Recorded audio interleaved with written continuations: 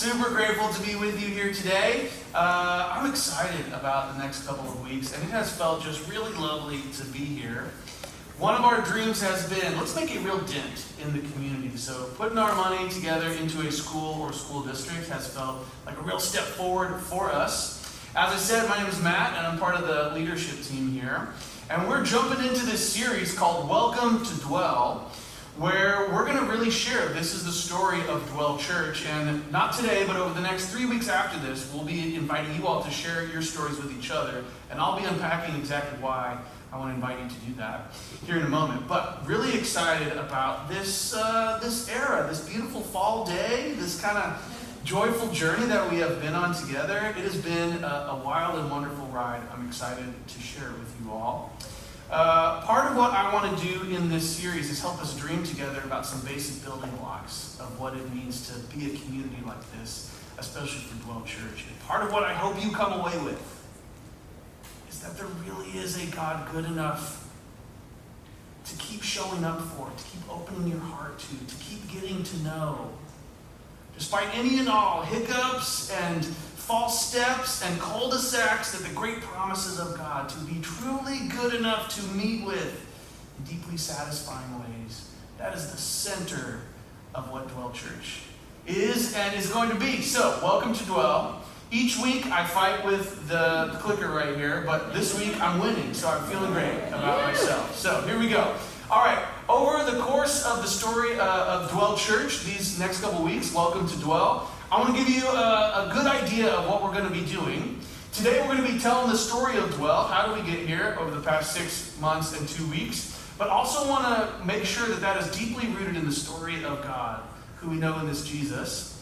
And then the next 3 weeks, we're going to talk about some things that we say really often. I want to unpack them for you. And then we're going to do that in like 5-minute increments, though. Otherwise, we're going to be sitting around tables, and I want you all to be sharing stories with each other. Who are you? Why are you here? How'd you get here? But so for the next couple of weeks, here's what we're going to be discussing. Next week, we'll be asking, what do we mean when we say we want to be a new church for a new era? That's something we're dreaming about. Everyone we know, everyone alive today is going to undergo an unprecedented amount of change. What does church and following Jesus look like on the other side of that? That's what we're dreaming about. This is a wild experiment for dreamers and idealists, and you joined up, at least for today. So, what does that look like? September 29th, what do we mean when we say we want to be a church that the Bay Area wants to go to? What if we talked about God in such a compelling way that people said, I don't know if that's true, but I hope that it is. I hope that the God you're describing exists. If he's that good for you, what if I just got a little bit of that? How do we learn to talk about God in that sort of way? October 6th, what do we mean when we say we want to have values that organically resonate? Sometimes we talk about our Jesus-centered value. Everything else nests underneath that. How do they connect? And how do these values feel like people see that and they say, yes, I want to be a part of an organization who is honoring those things. So that's what we're going to discuss. But as I said, those will be in like 5 or 10-minute increments, and the rest of it will be sort of structured, curated, moderated chances to say, here's who I am, here's why I'm showing up. So for the introverts among us, come prepared just to give us the gift of sharing your story. I would love for you to just share your story with us. And as I said, everybody who's here today, and then also everybody else on our email list, we're inviting everyone to just come back 3 weeks in a row. You'll know by the end, are these my people? Is this my place? That's what we're trying to help people figure out. And I hope what you're going to find is amazing people go to Dwell Church. That's partly what I think the story of Dwell is. That God keeps bringing in just amazing person after amazing person. So today we're going to talk about the story of Dwell, how it interweaves with God's story. This is really God's story. We sang about it. This is God's church. After trying to plant a church for the last 9 months, I've learned, I can't plant a church. Nowhere close to figuring out how to do that. Even though there are brilliant people involved here, we have no idea what we're doing. God plants churches. And he asks us to build on them. That's what we're doing. That's what we're committing to. That's God's story. So here's the story. This is what we're going to do. 4 weeks, welcome to Dwell. After that, we're going to do 3 weeks of what we're calling identity-forming prayers. We're asking this question: how do people come to truly believe that their own life is held safe in Jesus' hands? How do you come to trust that idea? We're going to learn about that. We're going to pray these identity-forming prayers, and it will be Brian's first sermon, so everybody's got to be here. And then after that, I'll turn all the preaching over to him, And I'm just going to be the toddlers with Katie. It will be amazing. So, excited about these couple weeks. Really excited about this fall. That's what we're doing. Here's the story of Dwell Church in 3 gifts. One gift was given to me. An amazing gift was given to us. And we're going to try to give an amazing gift to the world. Here's the gift that was given to me. Imagine this. It's 2021. World's on fire, falling apart. Something called the Great Resignation is happening. And it is especially impacting churches. So the church where I was working then did not have a sabbatical policy for over 100 years. And then in 2021, as a surprise, they developed a sabbatical policy to try to keep people still going. So one day, in the midst of preparing to teach online kindergarten to my daughter Margot, which was somehow the worst part of all the pandemic for us, I received an email that said, "You are eligible under our new policy to take a sabbatical. See our HR people." So I went and saw them. They recommended to me a 10-week sabbatical. Has anyone here ever won the lottery? Because that's what getting that email felt like. I didn't know it was coming. It was a complete surprise. It was wildly generous. Now, some people said, "I'm taking that tomorrow." That was kind of my first instinct of how quickly can I arrange this? And then I sort of surveyed the landscape of my life and my staff at that church at the time and what that congregation was like. And I was thinking about all my friends who had quit ministry in the pandemic. The Great Resignation for a lot of industries meant a broader talent pool. But for pastors, they just never came back. It meant a much smaller workforce for people answering the call to ministry. So I had taken on a certain sense of purpose then, that I wanted to make it to the other side of the pandemic, and I wanted all of my staff to. And I thought, if I took that sabbatical right then and there, that may not happen. So I hung on for 2 more years until we were on the other side of this. And then, once things were kind of like cooling down a bit in 2023, I scheduled this amazing sabbatical. Along that time, I had a real deep sense of purpose. I loved where I worked. I loved the people that I worked with. Part of Dwell Church's story is that I loved my last place, but I started dreaming, what does the place I want to work at for the rest of my life look like? I just kept asking that question. And in 2023, I realized, okay, we're on the other side of this pandemic. It is time for me to start asking, God, what do you have next for us? So one thing I had told my staff then is, one way we'll get through the pandemic together is you guys apply for any job that is the center of the target for you. I will be referenced. I'll do the same thing. What we'll find is maybe a deeper yes. Either we'll score and get a great job, or we'll say a deeper yes to this season. So I was having phone calls and talking to a lot of people. One place that was the center of the target for me was in Kansas City, Missouri, where I grew up. And I loved them. They loved me. They had like a whole multi-site thing going on. They were all Chiefs fans. It was amazing. It was like, I get these people. And finally we said, I don't think we're ready because we love our neighborhood. I love where we live. I love this part of the world. I'm a student of the culture, and I love my neighbors. And they said, you know what you sound like? You actually sound like someone who should plant a church. That church had financed 58 church plants. And they still consult with us all the time. They become like lifelong friends for me. But that was a seed in my mind of what this could be like. So I told my wife this story, and she said, oh, we should totally plant a church. And I was like, what? I'm shocked by that. Continue to be shocked by that. So leading into this sabbatical, I'd been doing some career discernment. And at that time, I said, okay, I want to give myself 6 months in 2023. And at the end of those 6 months, I'm going to say yes to planting a church in this neighborhood, or we're going to say no and never talk about that again. And I scheduled my sabbatical for the last month of that. And I reflected quite deeply about this amazing gift that I had been given, a wildly generous moment to sit down and go slow and listen to what God might be saying to me. Now, if you've been given 10 weeks off from work and paid, you might think, I'm just going on vacation. That's what I thought too. We scheduled all these trips, and then I asked a bunch of people, what did you do during your sabbatical? And some of them said, I traveled way too much. I would not do that again. In fact, one person said, actually, you shouldn't do anything. Do your normal daily routine, and then just take 2 5 or 10-minute breaks to just pray your way through it. And I said, that's actually going to be a lot more affordable. So I broke my wife's heart, and said, you know what, we're just going to take our kids to school, we're going to have dinner together, and I'm just going to take these 2 10-minute breaks each day, and for 10 weeks, every day, I did what we were doing in our moment of silence. Anything that came up for me, I said, Jesus, I'm going to go ahead and give this over to you. And across all of that time, you can really get to the bottom of some stuff that was really bugging you or really weighing on you, and you just keep listening and just keep saying, Jesus, I trust this, entrusted this to you.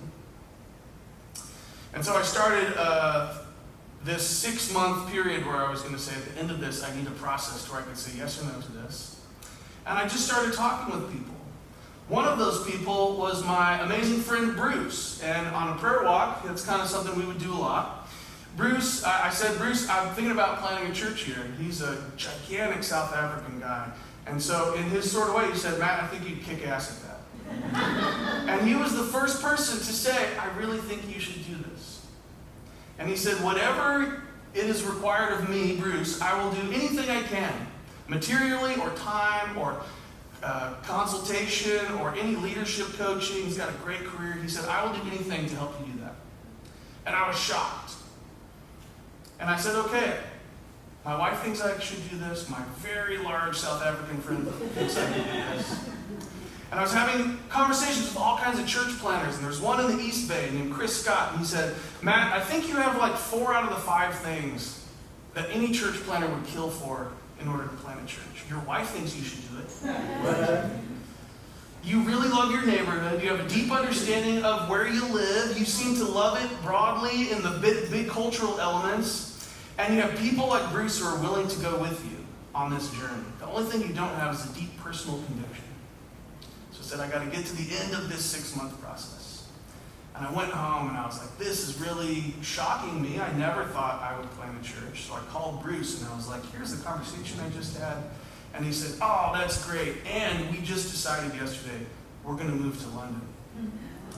And it was one of those early heartbreaks that are part of the church plant journey. Because I thought, if me and Bruce are doing this, this will be fun and easy.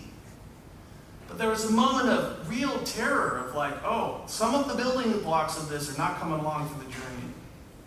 And so I started to pray, God, if there are people who would be willing to do this, would you sort of invite them into my path? Would you help us to come together in some way?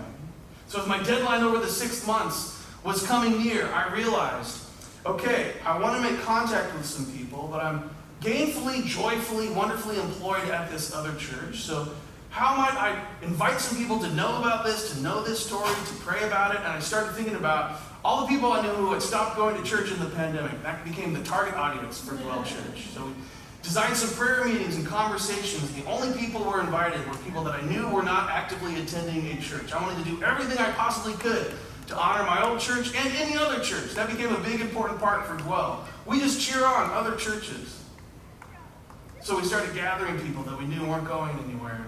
And we just explained the story to them. We started asking them, will you pray with us? One of those people I pined away for. I thought, I wish Lisa Mario could come and be a part of these meetings.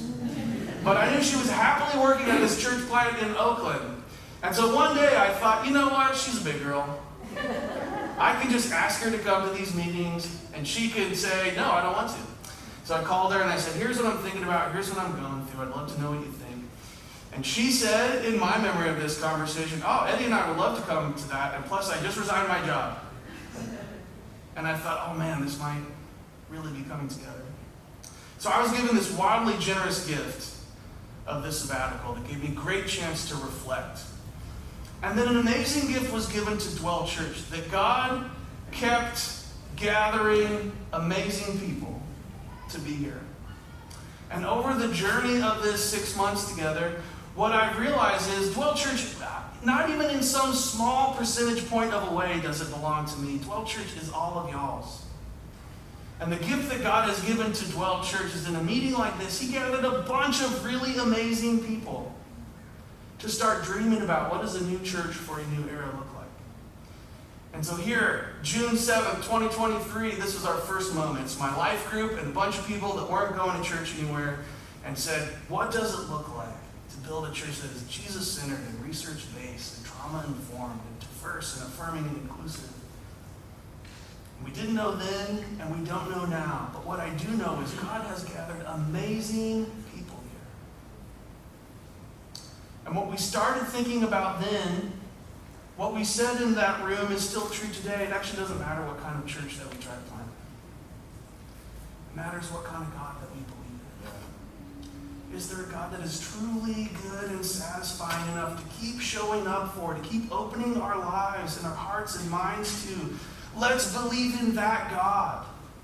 Let's rightly imagine God to be grand enough, to be worth giving our lives to.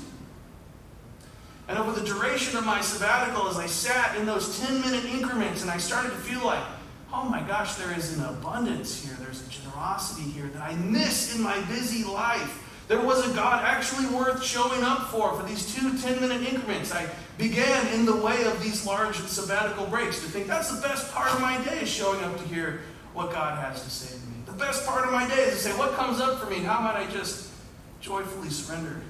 That's God. About that time, I read this funny interview, random magazine interview with somebody who rehabilitates horses up in Yosemite. And they said, when these abused horses come to stay with me, the first thing they do is they stand right outside my door for several nights. Until they're too thirsty, they think they're going to die, and then almost out of desperation, they go to the really beautiful stream right here in my front yard. And for the first time in their life, they drink fresh water. And they're like, oh my gosh, it was just right here, I didn't know. I thought food was inside. And then weeks go by for these horses and they realize they're starving, they haven't eaten anything, they're used to only being fed indoors. And suddenly it dawns upon them, maybe I could eat from the beautiful grain growing here in this valley, in the mountains. And the interviewer said, suddenly over time, the horse realizes everything here is my sustenance. I could not be happier. And there are all these pictures in this magazine interview of the horses just laying down in the green fields. Suddenly everything the horse had ever needed in its life was provided in abundance. That's how he felt in these moments. Strangely, there's been an argument going since the time I was in a punk rock band about what is the gospel. There's a way we have heard it. It is that Jesus died so that our personal sins might be forgiven and we might one day go to heaven. And all of that is true and some of the most important things in the Bible. But over the last 30 years, New Testament scholarship has said, no, the gospel is actually bigger than that. It is that God has come to dwell with us in the person of Jesus. And that he gives constantly in every moment the gift to you of his presence.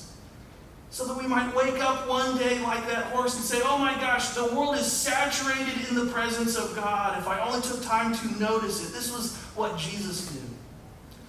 And Dallas Willard put it this way. To Jesus' eyes, this is a God-bathed world. And God permeated. It is a world filled with a glorious reality. It is a world that is inconceivably beautiful and good because of God and because God is always in it. It is a world in which God is continually at play and over which he continually rejoices. Have you spent time with a playful and rejoicing God? Until our thoughts of God have found every visible thing and event glorious with his presence, the word of Jesus has not yet fully seized us. And this, my friends, is the good news that we will do our best to give to the world. Because to tell all of our friends and neighbors and every person who goes to this school and the vast network represented in this room, have you met the playful and rejoicing God? Because he so desperately wants to spend time with you. See, you were made to be a vessel for the Spirit of the living God. And Jesus' work in his death and resurrection was to remove all the obstacles so that you could become someone filled with the power and presence of his Holy Spirit. And so Jesus said these wild things. Come to me, all you who are weary and burdened, and I will give you rest. I will give you rest. I just sat there for 10 minutes, day after day. And Jesus just said, let me hold those burdens.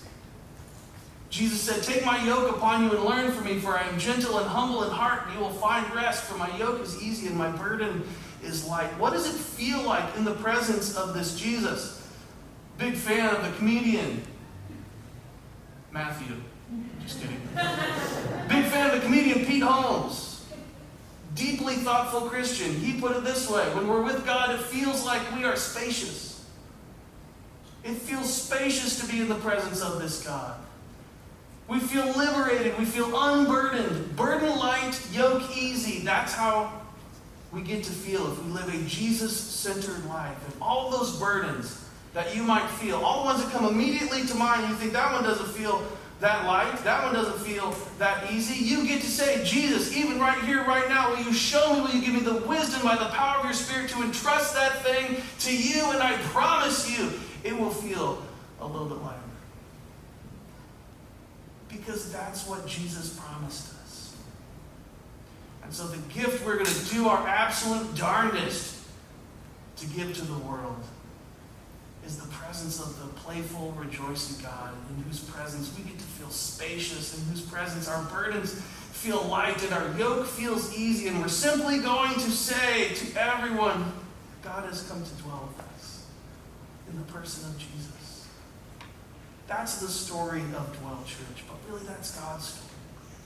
See, from the first chapter of the Bible to the last chapter of the Bible, God is desperately attempting to make contact with humans, with you, with me. That's the purpose of the story. God's heart is to spend time with you and I. And he made his presence readily and actively available to us, so that when we call upon his name, his life-changing presence shows up. That's what we're going to try to learn to do together. So we have a couple other traditions I want to introduce you to, but first, let me pray for you all. Jesus, will you show us how to open our hearts to your presence? Will you fill us, Lord, with your Spirit? And God, will you show us bit by bit how to entrust our lives and our existence to you? Jesus, thank you for your goodness and your kindness to us.